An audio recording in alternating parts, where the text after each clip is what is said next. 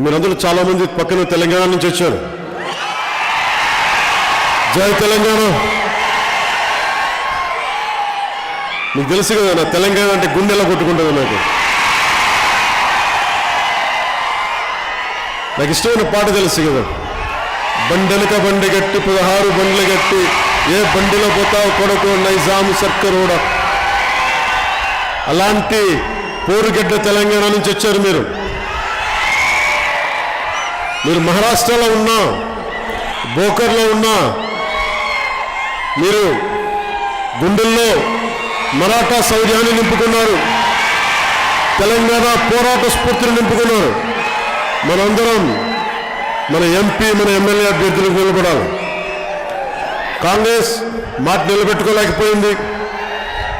ఇది నిజంగా ప్రజల పట్ల నిబద్ధత, ప్రజా ప్రయోజనాల కోసం, కేవలం అధికారం కోసమాను. మహావికాస్ ఆగాది అనే ఈ విభజించే పాలించే విధానంలో మనం బందీలు అవ్వకూడదు.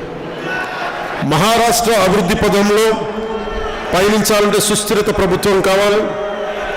కాబట్టి కేవలం మహారాష్ట్రనే కాదు, దేశం మొత్తాన్ని ఏకతాటిపైకి తీసుకెళ్ళగలిగే నాయకత్వం ఎక్కడుంది, అందరినీ కలుపుకెళ్ళే నాయకత్వం ఎక్కడుంది, ఎవరిలో ఉంది? మోడీజీలో ఉంది. వారికి మనం మద్దతు తెలపాలి. ఎక్కడ స్థిరత్వం ఉంటుందో అక్కడ సమర్థ పాలన ఉంటుంది.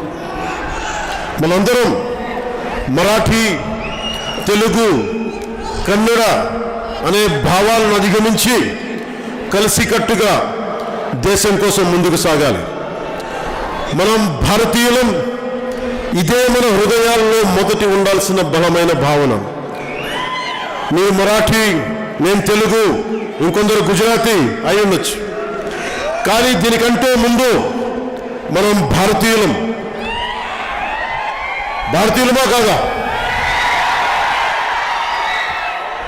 భారతీయులుగా దేశం పట్ల గౌరవం, విధేయత కలిగి ఉండటం మన కర్తవ్యం. ఎన్డీఏ కూటమి కూడా ఇదే భావనను ముందుకు తీసుకెళ్తుంది. ఐక్యంగా ఉంటేనే మనం ముందుకు సాగుతాం.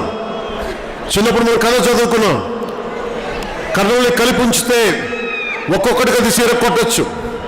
కానీ మొత్తం ఆ కర్రల్ని మొత్తం ఒక చోట పెడితే ఎవరిని విరగొట్టడం సాధ్యం కాదు.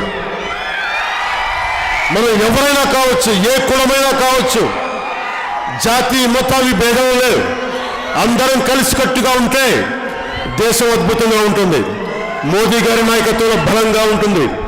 సబ్కా సాత్ సబ్కా వికాస్, ఇదే మన నినాదం. భారతదేశం ఎప్పుడూ వివక్ష చూపలేదు. ఇప్పటికీ మన సినిమా పరిశ్రమలో సూపర్ స్టార్స్ హిందువులు కాదు.